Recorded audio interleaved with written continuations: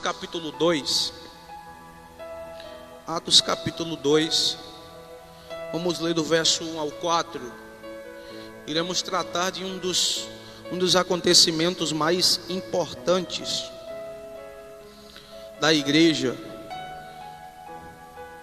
atual, porque é a igreja atual, mas que relatada na Bíblia, trata-se da igreja primitiva, a igreja dos primeiros passos, a igreja da primeira caminhada, a igreja do primeiro encontro.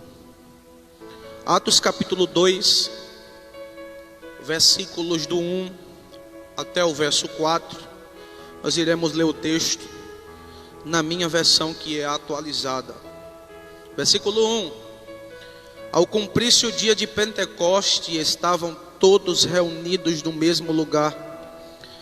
E de repente veio do céu um som, como de um vento impetuoso, e encheu toda a casa onde estavam assentados.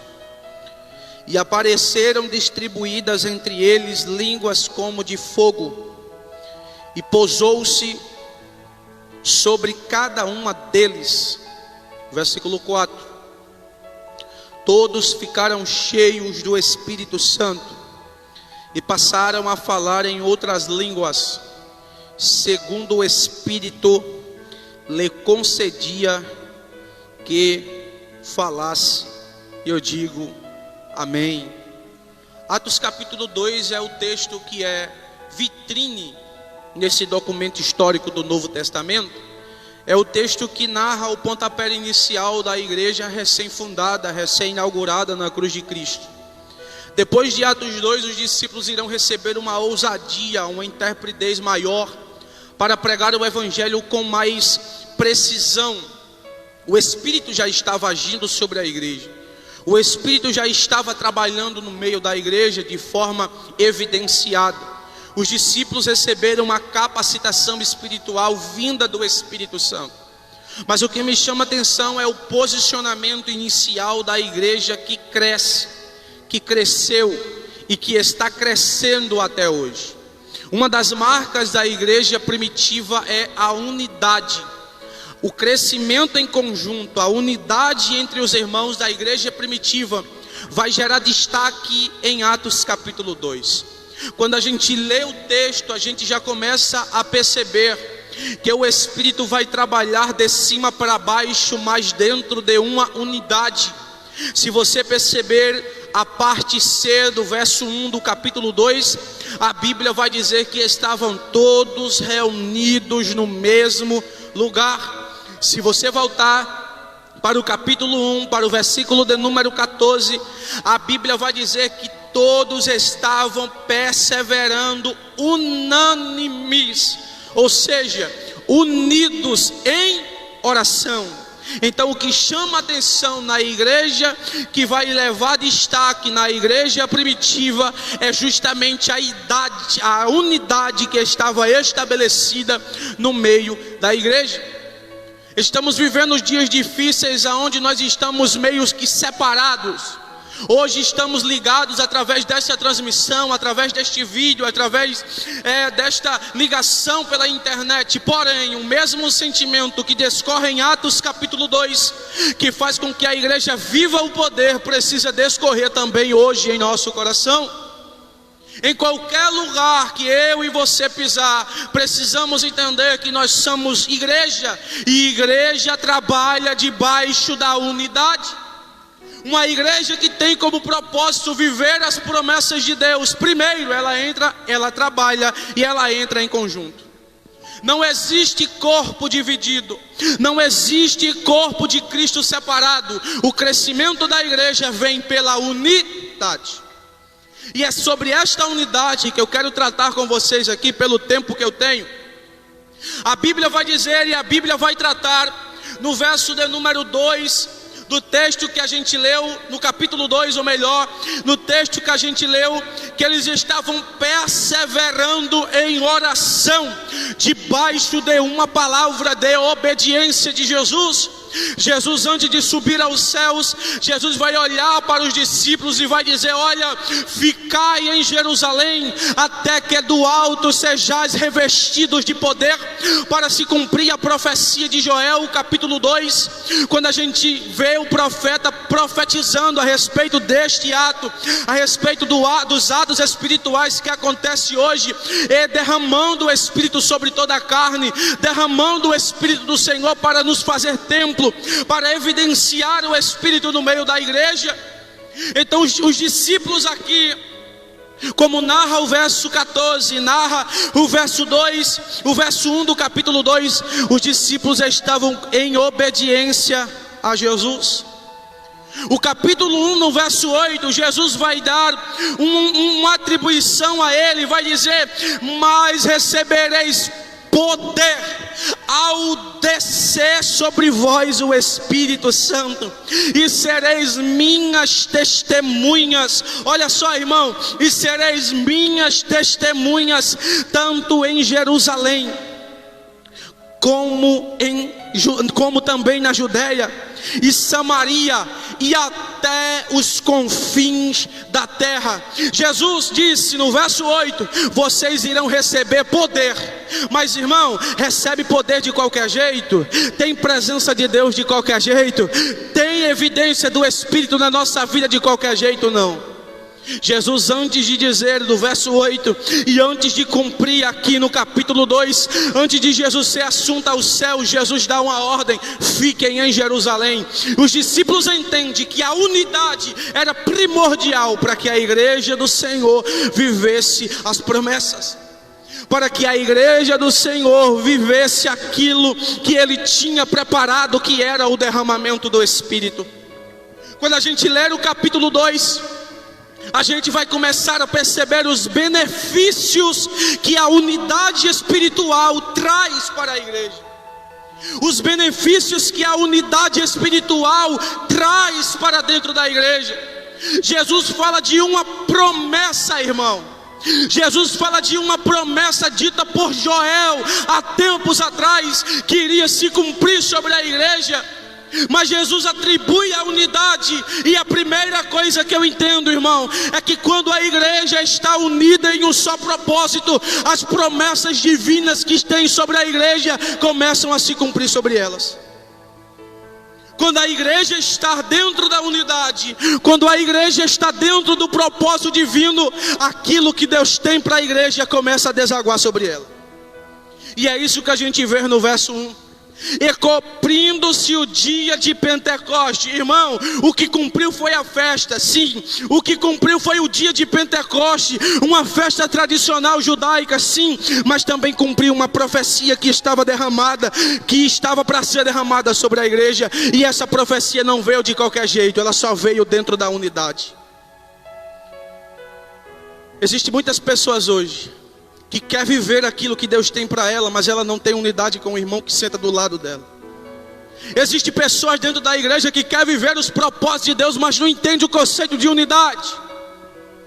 E Jesus traz isso à tona essa noite, para dizer para você: não tem como querer viver as promessas que eu tenho, basificadas na palavra, se você não entende o primeiro critério, que é a unidade. Então o benefício da unidade, o benefício de ser corpo de Cristo, de ser dependente um do outro, o próximo, o irmão, de ser dependente um do outro, vai trazer para nós os cumprimentos das promessas de Deus sobre nossas vidas. Eu tenho certeza, irmão, de você que está me assistindo agora, você recebeu algo de Deus, uma palavra de Deus, uma promessa de Deus. Então o posicionamento correto para você viver aquilo que Deus tem para você, irmão, é dentro da unidade. Não tem como querer crescer sozinho. Ou você cresce com seu irmão, ou a promessa não acontece. Não tem como crescer sozinho. Ou você cresce com o irmão que canta, com o irmão que prega, com o pastor da igreja, ou você cresce em conjunto com a igreja, ou você não cresce. É isso que Jesus nos ensina. Jesus aqui está nos colocando na posição de corpo, aonde o pé precisa da mão, aonde o braço precisa da mão, aonde a unha precisa do dedo, aonde o corpo precisa trabalhar em conjunto para poder viver as promessas que Deus tem para ela. É impossível. É impossível. Eu vou repetir. É impossível querer viver aquilo que Deus tem para nós, se eu não entendo o critério de unidade. Ah, irmão, mas eu só amo a Deus. Se você ler 1 João, João vai exortar a igreja e vai dizer: aquele que diz que ama a Deus e odeia o irmão é mentiroso. Como você vai amar a Deus que não consegue ver, e você não consegue amar o seu irmão que vê? Então Jesus aqui está nos trazendo à luz da palavra que a unidade é importante para nós vivermos as promessas que Deus tem para nós.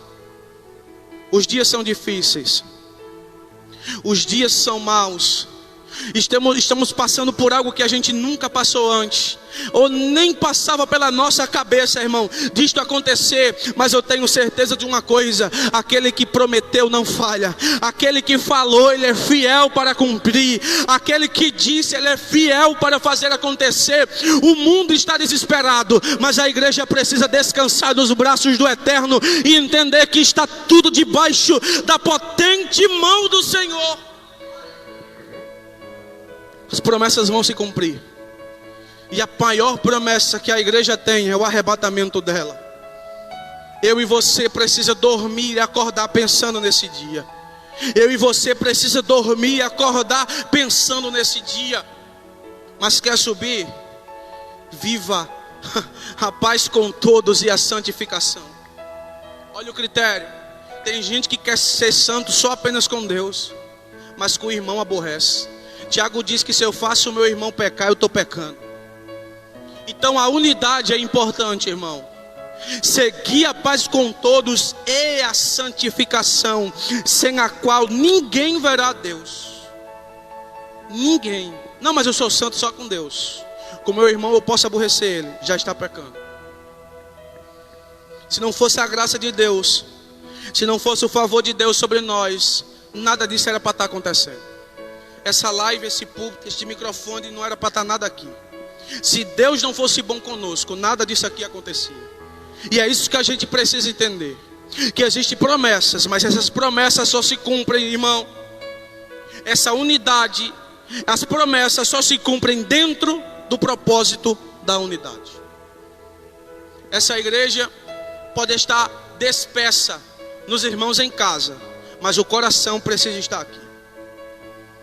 É isso que Deus tem para falar. É isso que o Senhor alegra. É isso que o Senhor fala. É isso que o Senhor exorta e consola nessa noite. Vocês podem estar em casa, jovens, você pode estar em casa, mas o coração de vocês precisam estar nessa casa. Vocês precisam estar em unidade para poder viver aquilo que Deus tem para vocês. Este é o primeiro benefício que a unidade traz: o cumprimento daquilo que Deus tem para nós. A segunda coisa que a unidade traz para a igreja é a ação repentina de Deus sobre ela. Se você abrir comigo a Bíblia, ou já estiver aberta na forma que você está me assistindo, e perceber o versículo 2, a Bíblia vai dizer do 1 ao 2 que cumpriu-se o dia de Pentecostes, ou seja, as promessas se cumpriram e estavam todos reunidos no mesmo lugar. Verso 2 já começa com a ação, que é também um benefício da unidade. E de repente, sabe o que a palavra de repente quer dizer? É uma ação que não conota tempo, lugar, espaço, minuto ou segundo. Só sabe o que aconteceu.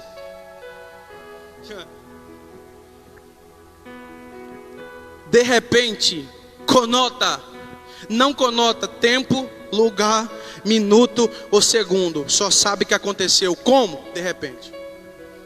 Este é o segundo benefício que a unidade traz para a igreja. O que? A ação repentina de Deus sobre ela. Quer viver milagres? Quer viver o de repente de Deus? Tenha unidade. Quer viver a ação repentina de Deus? Tenha unidade.